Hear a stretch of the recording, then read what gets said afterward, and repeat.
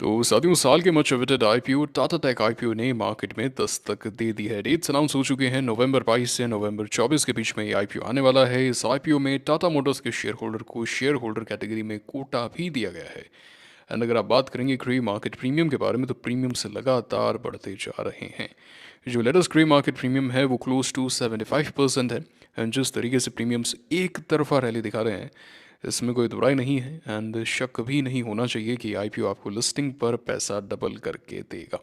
वाकई में काफ़ी तगड़ी डिमांड देखने को मिल रही है। टाटा का नाम है, मार्केट कैप जो है वो भी 20,000 करोड़ के ऊपर होने वाला है। सब चीज़ें अच्छी हैं, लेकिन एक प्रश्न है कि शेयर होल्डर कैटेगरी में क्या अप्लाई कर सकते हैं। या सबसे पहले तो क्या मैं शेयर होल्डर कैटेगरी के लिए एलिजिबल हूँ, उसकी क्या एलिजिबिलिटी क्राइटेरियाज हैं, उस पर चर्चा करेंगे। और उसी के साथ में अप्लाई कैसे करना है, यानी कि शेयर होल्डर कैटेगरी में अप्लाई करना है, रिटेल में अप्लाई करना है, क्या मैं दोनों में अप्लाई कर सकता हूँ, क्या मैं साथ में चेन्नई में भी अप्लाई कर सकता हूँ, क्या अलॉटमेंट कैसे होने वाला है इस कैटेगरी के अंदर। तो आज की इस वीडियो में हम एक एक चीज़ को बड़ी बारीकी से समझेंगे। बस बने रहिए आप अंत तक। वो साथियों, सबसे पहले हम कंपनी के बारे में देखते हैं। क्योंकि ये रिव्यू वीडियो है तो हम कंपनी के बारे में समझ लेते हैं, उसके बाद में आईपीओ डिटेल्स। एंड धीरे धीरे करके बस आप बने रहिए, बस आप वीडियो देखते रहिए। एक एक चीज़ आपको एकदम पिक्चर परफेक्ट क्लियर जिसको हम बोलते हैं ना, वो हो जाएगी। तो साथियों, ये जो कंपनी है 1994 के अंदर इनकॉर्पोरेट हुई थी। And leading global engineering services provider वाली कंपनी है। ऑफर करते हैं product development and digital solutions. And उन्होंने बाकी सब चीज़ें बताई है। And OEM original equipment manufacturers के लिए ये प्रोवाइडर्स हैं, ग्लोबली प्रोवाइड करते हैं टीयर 1 सप्लायर्स को। एंड बाकी विस्तार में एक एक चीज़ें बताई है, आप इसको पढ़ सकते हैं। ज़्यादा विस्तार में भी जाने की आवश्यकता नहीं है। टाटा का नाम है एंड सब चीज़ें अच्छी है, मतलब आप ये मान के चल सकते हैं। अगर आप बात करेंगे रेवेन्यू के बारे में, तो आप यहाँ पे देख सकते हैं कि कंपनी लगातार ग्रो कर रही है। कहाँ पर कंपनी 2425 करोड़ का रेवेन्यू दर्ज कर रही थी मार्च 21 के पीरियड में, जो आप देख सकते हैं कि ऑलमोस्ट यहाँ पे डबल हो चुका है। एंड ऑलमोस्ट ऑलमोस्ट मान के चल रहे हैं, वैसे तो 250 के पार जाएगा, माफ़ी चाहिए 4800 की। एंड 4500 करोड़ का कंपनी ने रेवेन्यू दर्ज किया है मार्च 23 के पीरियड में। एंड अगर आप अभी भी देखेंगे तो 2587 करोड़ ये बना चुके हैं। अगर आप इसको 2600 भी लेकर चलें, एंड ये तो एक ये 6 महीने का है, तो आप इसको डबल कर लीजिएगा 5200 के पार, तो ये जाने ही वाले हैं। एनीवेज, अगर आप देखें तो कंपनी के प्रॉफिट के अंदर भी तगड़ी ग्रोथ देखने को मिल रही है। करीब करीब आप मोटा मोटी मान लीजिए इसको 240 करोड़ इन्होंने बनाए थे मार्च 21 के पीरियड में। एंड अगर आप इसको डबल करते हैं तो कितना हो जाता है, 480। लेकिन अगर आप प्रॉफिट में देखेंगे तो काफ़ी ज़्यादा हमें ग्रोथ देखने को मिली है, 624 करोड़। एंड इस साल भी कंपनी ने अभी तक 352 करोड़ रुपए बना लिए हैं। अगर आप इसको डबल करेंगे तो कितना हो जाएगा, 704 करोड़। तो कंपनी लगातार ग्रो कर रही है, लगातार, है ना। मतलब जो हम कहते हैं ना कि भाई ये कंपनी हाई ग्रोथ कंपनी है, वो इस कंपनी के साथ में देखने को मिल रहा है। उसी के साथ में आप बाकी चीज़ें भी देख सकते हैं, नेटवर्थ भी बड़ी है, रिजर्व्स भी बड़े हैं। तो कंपनी इन मामलों में तो काफ़ी अच्छी लग रही है। एंड बाकी सब चीज़ें यहाँ पे बताई भी गई हैं। एनीवेज, चलिए हम अब कंपनी के नंबर्स को देखते हैं कि भाई यहाँ पे की परफॉर्मेंस इंडिकेटर्स क्या हैं। तो कंपनी इतनी बढ़िया ग्रोथ के अंदर भी केवल 32 के पी मल्टीपल पर आ रही है। And this is cheap company साथियों। ये चीप नेगेटिव सेंस में नहीं, कहने को आप इसको कह सकते हैं कि अंडर वैल्यूड ये कंपनी है। एंड जो सबसे अच्छी बात है वो ये है कि देखिए, सबसे पहले तो टाटा का नाम है। एंड मैंने आपको पहले भी बताया कि जहाँ पर भी न्यू आईपीओ के अंदर ब्रांड नेम होता है, कि भाई ऐसी एक कंपनी मार्केट में है एंड ट्रस्टेड कंपनी है। देखिए, आईपीओ के अंदर एक डर तो रहता ही है कि प्रमोटर कैसा है, क्या बिजनेस सस्टेन करेगा नहीं करेगा, लेकिन यहाँ पर ऐसा नहीं है। एंड उसी के साथ में ब्रांड है। आपने पास्ट में मैनकाइंड को देखा, आपने पास्ट के अंदर काफ़ी सारे आईपीओस देखे हैं। मेदांता को देखा है आपने, सेलो वर्ल्ड को देखा है आपने, आरआर केबल को देखा है आपने, GSW को देखा है। वहाँ पर क्यूआईबी सब्सक्रिप्शन भी धुआंधार होता है, रिकॉर्ड तोड़ होता है। एंड लिस्टिंग के बाद में प्रीमियम्स तो मिलते ही हैं लिस्टिंग पर। एंड उसके बाद में भी लगातार बाइंग आती है आपके सामने। आप चाहे मैनकाइंड को देख लीजिए, चाहे आप आरआर केबल को देख लीजिए, आपको बताया भी था आईपीओ के बाद में। आप GSW इंफ्रा को देख लीजिए, आप मेदांता को देख लीजिए, सेलो वर्ल्ड ने भी काफ़ी अच्छा किया। तो ये तो होना ही है। आप पॉलीकैब को भी जानते हैं, पॉलीकैब भी एक अच्छा ब्रांड है। तो जहाँ पर भी ब्रांड वाली बात है ना, जहाँ पर भी ये वेल एस्टेब्लिश्ड वाली चीज़ें हैं, एंड उसी के साथ में अगर फाइनेंशियल्स मैच हो जाते हैं, वो मल्टीबैगर आईपीओ बन जाता है। ये सत्य है। तो साथियों, आप यहाँ पे देख सकते हैं कि 20,000 करोड़ के ऊपर का मार्केट कैप है। यहाँ पर म्यूचुअल फंड्स आएंगे, यहाँ पर क्यूआईबीज आएंगे, यहाँ पे एफआईआईज आएंगे, है ना, इंस्टीट्यूशंस आएंगे, अल्ट्रा एचएनआईज आएंगे। सब लोग यहाँ पर पैसा लगाने वाले हैं। 20,000 करोड़ का एक फिगर ही ऐसा है। एंड ये जो कंपनी है वो मिड कैप के अंदर जाएगी। मिड कैप के अंदर जाएगी तो वो मिड कैप वाले जो फंड्स होते हैं वो पैसा लगाएंगे, हाई ग्रोथ वाले फंड्स पैसा लगाएंगे। तो इनमें पैसा तो खूब लगने वाला है। एंड उसी के साथ में आप रिटर्न ऑन नेटवर्थ देख सकते हैं। तो ये रिटर्न ऑन नेटवर्थ इससे बेटर है। एंड ग्रोथ वगैरह आएगी, क्योंकि अभी हमने देखा है फिगर्स क्या है एंड क्या मादा है, मतलब कंपनी क्या मादा रखती है ना, किस ग्रोथ का मादा रखती है। एनीवेज, अगर हम बात करें आईपीओ की डिटेल्स के बारे में, अब यहाँ से चीज़ें क्लियर होती है। अब ध्यान से सुनना भाई। तो साथियों, डेट्स तो आप देख ही सकते हैं कि नवंबर 22 से नवंबर 24 के बीच में आईपीओ आ रहा है। 2 रुपये का की यहाँ पे फेस वैल्यू है। 500 रुपये का कट ऑफ प्राइस है, आपको इसको देखना भी नहीं है, 500 ही आपको ध्यान में रख रहे हैं। 30 शेयर्स का एक लॉट है। 3042 करोड़ का ये आईपीओ है। तो आईपीओ का साइज काफ़ी बड़ा है एंड इसके अंदर जो अलॉटमेंट है वो काफ़ी अच्छा होने वाला है। एंड उसी के साथ में शेयर होल्डर कैटेगरी भी है। एंड आपको पहले से बताया था, काफ़ी महीनों पहले से बताया था कि भाई टाटा मोटर्स का एक शेयर लेकर रख लेना। पहले बात थी कि भाई अगस्त के अंदर आएगा, फिर सितंबर में आएगा, फिर बात थी कि भाई नवंबर में आएगा एंड दिवाली के बाद में आएगा ना, अभी आ रहा है, आप देख सकते हैं। दिवाली के बाद में पहला ही आईपीओ आप कह सकते हैं।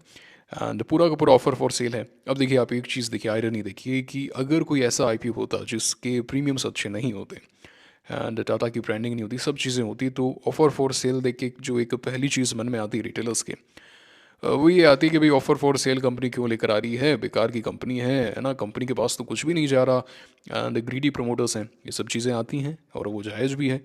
लेकिन यहाँ पर बात अलग है। तो कहने का मतलब ये है कि जैसे ही सिचुएशंस बदल जाती हैं, हमारा जो एक ओपिनियन है वो भी बदल जाता है।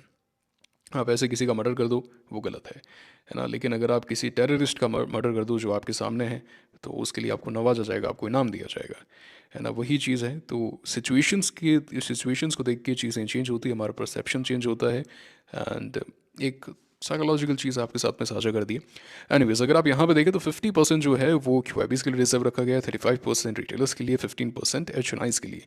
लेकिन साथियों, ये जो है वो एग्जैक्टली राइट नहीं है। इसके अंदर क्या है, सबसे पहले 3042 करोड़ में से 10% आप माइनस कीजिए फॉर शेयर होल्डर्स। ठीक है, शेयर होल्डर कोटा है वो माइनस कीजिए। एंड उसके बाद में अराउंड 3.33% आप माइनस कीजिए एम्प्लॉयज़ के लिए। फिर जो पोर्शन बचता है उसका जो 35% है वो रिजर्व रखा गया है रिटेलर्स के लिए। एंड फिर जो 15% है वो रिजर्व रखा गया है फॉर एचएनआईज। तो एक काम करता हूँ कि मैं आपको एग्जैक्ट फिगर्स दिखा देता हूँ ना। एग्जैक्ट फिगर्स की लिस्ट मैं साथ में लेकर आया हूँ इस वीडियो के अंदर। तो साथियों, ये है एग्जैक्ट फिगर्स एंड हम यहाँ पे अगर देखें तो रिटेलर्स के लिए जैसा कि आप देख सकते हैं कि 922 एप्लीकेशंस रिजर्व रखी गई हैं। माफ़ कीजिएगा, 922 करोड़। 35% जो आता है ना, अभी हमने क्या देखा, 3042.5, इसका जब आप 10% हटाएंगे, फिर 3.33% हटाएंगे, उसका जो 35% होता है वो 922.9 करोड़ होता है। एंड यहाँ पे करीब 6,15,000 जो 264 एप्लीकेशन रिजर्व रखी गई हैं फॉर रिटेलर्स। अगर यहाँ पे 30 लाख एप्लीकेशंस भी लगती हैं, जिसके चांसेस इतने नहीं हैं क्योंकि काफ़ी सारे आईपीओ साथ में आ रहे हैं, तो पैसा डेफिनेटली डाइवर्ट होने वाला है। लेकिन अगर इतनी एप्लीकेशंस भी लगती हैं तो भी आप मोटा मोटी मान के चल सकते हैं कि 5 में से एक एप्लीकेशन एक्सेप्ट होने के चांसेस हैं। तो इसका मतलब इस आईपीओ के अंदर जो लॉटमेंट चांसेस हैं वो काफ़ी बढ़िया रहने वाले हैं, इसलिए आपको मल्टीपल एप्लीकेशंस लगानी ही लगानी है। उसी के साथ में अगर आप बात करेंगे शेयर होल्डर्स के लिए, तो 304 करोड़ रुपए इस आईपीओ में रिजर्व रखे गए हैं। 2,28,34 एप्लीकेशंस इस कैटेगरी के लिए रिजर्व रखी गई है। अब इसमें क्या, किस तरीके से अलॉटमेंट होगा, किस तरीके से अप्लाई करना है, उसके बारे में हम चर्चा करेंगे। स्मॉल एचएनआई के लिए 131 crore 84 lakh and 6,728 application and 263 crore 68 lakh.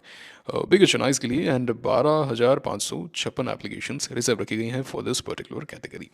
I hope आपको ये जो चीज़ें हैं वो समझ में आ गई हैं, है ना, पिक्चर परफेक्ट हो गई। ये सब चीज़ें अभी मैं आपको इससे फिर से अवगत कराऊंगा, इस पर हम चर्चा करेंगे अलॉटमेंट के बारे में जब हम देखेंगे, क्योंकि वही तो मेन है कि भाई शेयर होल्डर कैटेगरी में कैसे अप्लाई करना है, क्या है एंड स्ट्रैटेजी क्या होनी चाहिए। एनीवेज, अगर आप टाइम टेबल के बारे में चर्चा करेंगे तो आप देख सकते हैं 24 तारीख तक है, लेकिन बेसिस ऑफ अलॉटमेंट आप जानते ही हैं कि ये रहने वाला है नहीं। आपको सोमवार को ही अलॉटमेंट मिल जाएगा इसके अंदर। एंड अगर आप लॉट साइज़ के बारे में बात करेंगे तो ये फिगर्स हैं। एक चीज़ ध्यान रख लीजिए कि 2 लाख के अंदर जो मैक्सिमम लॉट्स हैं वो 13 लॉट्स हैं। जो 2 लाख में मैक्सिमम लॉट्स हैं वो 13 लॉट्स हैं, इसका ध्यान रखिएगा, अभी हम इस पर चर्चा करेंगे। एंड आईपीओ से पहले अराउंड 66.79% प्रोमोटर्स के पास में, आईपीओ के बाद में 55.39% प्रोमोटर्स के पास में रहने वाली है शेयर होल्डिंग। तो हमने मोटा मोटी चर्चा कर ली आईपीओ के बारे में। अच्छा, आईपीओ क्यों लेकर आ रहे हैं भाई? आईपीओ लेकर आ रहे हैं क्योंकि लिस्टिंग करनी है, ऑफर फॉर सेल है, कुल मिला के लिस्ट होना है भाई मार्केट के अंदर, एंड लिंक एंड टाइम इनके रजिस्टर्ड हैं, तो इसको हमने यहाँ पे देख लिया। अब चलिए हम चलते हैं, एक और जो इमेज मेरे पास में है वहाँ पे चलते हैं एंड चीज़ों को और अच्छे से समझते हैं। अच्छा, पहला सवाल तो ये आता है कि कौन है जो एलिजिबल, कौन कौन है भाई, पहले तो ये बात है ना। तो भाई यहाँ पे जो आरएचपी फाइल हुई थी वो 13 तारीख को फाइल हुई थी, यानी सोमवार के दिन फाइल हुई थी। तो इसका मतलब ये है कि 13 तारीख को ये शेयर्स आपके डीमेट अकाउंट में होने चाहिए, आपके होल्डिंग्स में होने चाहिए। तो अगर आपने 13 तारीख को बाय किया है, आप एलिजिबल नहीं हैं। सोमवार है तो बेसिकली जो चीज़ बनती है वो तो यहाँ पे 10 तारीख की बनती है साथियों, है ना, 10 तारीख यानी कि शुक्रवार। लेकिन आप क्योंकि T+1 सेटलमेंट है ना, तो 10 तारीख यहाँ पे बनती है कि भाई अगर आपने 10 तारीख को बाय किया तब तो आप एलिजिबल हैं, क्योंकि वो 13 की शाम तक आपके डिमेट अकाउंट में आ जाता है। अब बात रही कि भाई 12 तारीख को यहाँ पर मुहूर्त ट्रेडिंग के वक्त अगर मैंने बाइंग की है, इन दैट केस आपको एक बार देखना पड़ेगा कि उस दिन सेटलमेंट हुआ था क्या, मतलब T+1 का सेटलमेंट हो गया था क्या 13 तारीख को, ये आप देख लीजिएगा। एंड आप एक काम कर सकते हैं कि भाई अपनी ब्रोकर की जो वेबसाइट है उसमें जाकर देख लीजिए कि भाई 13 तारीख को मेरी जो शेयर होल्डिंग है वो क्या थी। एंड उसके अंदर अगर आपको टाटा मोटर्स, या तो टाटा मोटर्स या फिर टाटा मोटर्स DVR, इन दोनों में से कोई भी एक शेयर आपके पास में है 13 तारीख की शेयर होल्डिंग पर, तो आप इसके अंदर एलिजिबल हैं। सिंपल, आप बस जाके चेक कर लीजिए, कोई लेटर नहीं आएगा, कोई कंफर्मेशन नहीं होगा, आप बस जाकर चेक कर लीजिए कि क्या आप के पास में टाटा मोटर्स या टाटा मोटर्स DVR के शेयर्स हैं क्या एज ऑफ 13 तारीख की शेयर होल्डिंग निकाल के देख लीजिएगा। अगर वहाँ पर शेयर है तो आप एलिजिबल हैं, अन्यथा नहीं है। अब यहाँ पे बात यह है कि सर मैंने तो क्या आप सेल कर सकते हैं? कि हाँ, अब आप बिल्कुल सेल कर सकते हैं, अब इसको रखने का कोई मतलब नहीं है। अब आप इसको बिल्कुल सेल कर सकते हैं। ठीक है, अब इसको चलिए मैं रिमूव कर देता हूँ एंड उसके बाद में हम देखते हैं। तो साथियों इसके अंदर अप्लाई तो करना है। पहली चीज़ तो ये है कि 75% के प्रीमियम से मच अवेटेड IPO है, बिग नेम है, 20,000 करोड़ के ऊपर का मार्केट कैप। आप लिख के रख लीजिए QIB रिकॉर्ड टूटने वाला है ना। कोई बड़ी बात नहीं है कि आपको 55,000 करोड़ रुपए QIB से लगाते हुए नजर आए। QIB कैटेगरी में बात कर रहा हूँ, एंकर्स की तो मैंने अभी बात ही नहीं की है। एंकर्स की तो बात ही नहीं की है, 55,000 करोड़ रुपए केवल QIBs के बारे में चर्चा कर रहा हूँ, है ना। तो इसके अंदर अब क्या है, अप्लाई तो करना है। तो देखिए ऐसा है कि शेयर होल्डर कैटेगरी में जो अलॉटमेंट हो रहा है वो प्रोपोर्शनेट बेसिस पे हो रहा है। यानी कि अभी मैंने आपको बताया था ना, 2 लाख कुछ एप्लीकेशन रिजर्व है। अब मान लेते हैं कि एप्लीकेशन लगती है शेयर होल्डर कैटेगरी में 1,90,000, ठीक है। तो यहाँ पे प्रोपोर्शनेट का मतलब यह है, ध्यान से सुनना भाई। अब यहाँ से अगर आपने, है ना, एक पॉइंट पहले ध्यान में रख लो कि आप यहाँ पे शेयर होल्डर कैटेगरी में 2 लाख से ज़्यादा का नहीं लगा सकते, आप 2 लाख से नीचे का ही आपको लगाना पड़ेगा, ठीक है। तो 2 लाख में भी मैंने कहा था ना 13 लॉट्स का ध्यान में रखना। तो आप मैक्सिमम जो लॉट्स लगा सकते हैं वो 13 लॉट्स लगा सकते हैं इन शेयर होल्डर कैटेगरी, ठीक है। अब 2 लाख कुछ एप्लीकेशन रिजर्व हैं, एप्लीकेशन लगती हैं 1,90,000 एंड जो नंबर ऑफ टाइम्स से जाता है वो मान लेते हैं कि 14 टाइम्स यहाँ पर जाता है। इन दैट केस क्या होगा साथियों, इन दैट केस ये होगा कि भाई जिसने भी, सबसे पहले तो सबको एक एक लॉट तो कन्फर्म्ड मिलने वाला है। उसके बाद में जो शेयर्स यहाँ पे बच जाते हैं, तो प्रोपोर्शनेट का मतलब ये है कि भाई जिसने भी सबसे ज़्यादा लॉट्स लगाए हैं, मान लेते हैं कि भाई आपने यहाँ पे 13 लॉट्स लगाए हैं एंड कोई दूसरा व्यक्ति है जिसने एक ही लॉट लगाया है, तो उसको तो यहाँ पे 30 शेयर्स ही मिलने वाले हैं, लेकिन आपको यहाँ पे 30 प्लस कुछ एक शेयर्स और मिलेंगे, ठीक है। 30 का एक लॉट है ना, तो एक लॉट उस व्यक्ति को तो मिलेगा ही मिलेगा, क्योंकि यहाँ पे नंबर ऑफ एप्लीकेशंस कम है। एंड अगर अगर आप यहाँ पे आपने 30 प्लस, आपको यहाँ पे 30 से थोड़े से ज़्यादा शेयर्स मिलने वाले हैं। तो ये चीज़ आप ध्यान में रख लीजिएगा। तो अब यहाँ पे स्ट्रैटेजी क्या होनी चाहिए वो मैं आपको बता देता हूँ। तो यहाँ पे ये है कि आप शेयर होल्डर कैटेगरी में अप्लाई करेंगे एंड साथ में आप अपनी मर्जी की कोई भी एक कैटेगरी में अप्लाई कर सकते हैं। किस में? चाहे तो आप रिटेल में अप्लाई कीजिए, रिटेल में आप 2 लाख से नीचे का ही लगाएंगे, है ना। तो यहाँ पर आपको बेस्ट तो ये रहेगा कि आप यहाँ पे एक लॉट रिटेल का लगाएं, प्लस मैक्सिमम कितने भी लॉट्स आप लगा सकते हैं।